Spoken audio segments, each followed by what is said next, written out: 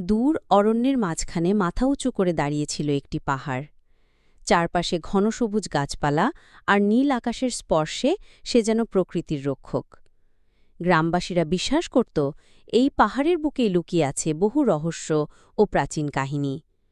প্রতিদিন ভোরে সূর্যের আলো যখন পাহাড়ের গায়ে পড়ত, তখন মনে হতো যেন সোনালি আলখেল্লা পড়ে আছে পাহাড়টি।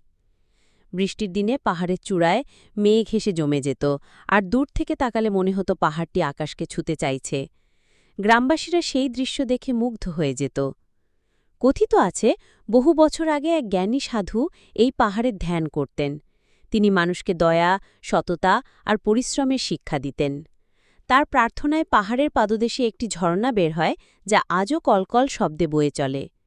গ্রামের লোকেরা এই ঝর্ণার পানি পবিত্র মনে করে ব্যবহার করে।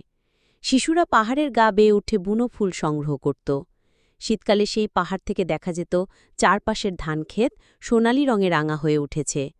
আবার রাতে পাহাড়ের মাথায় বসে তারাভরা আকাশ দেখলে মনে হতো যেন আকাশ আর পৃথিবীর মাঝখানে বসে আছি। কিন্তু পাহাড় শুধু সৌন্দর্যের গল্পই বলে না। বর্ষার সময় পাহাড়ের ঢালে যখন বন্যার পানি নেমে আসে, তখন গ্রামবাসীর কষ্ট বাড়ে। তবুও মানুষ পাহাড়কে শত্রু ভাবে না। তারা বিশ্বাস করে প্রকৃতির প্রতিটি রূপের মধ্যেই শিক্ষা আছে। আজও সেই পাহাড় নীরবে দাঁড়িয়ে আছে।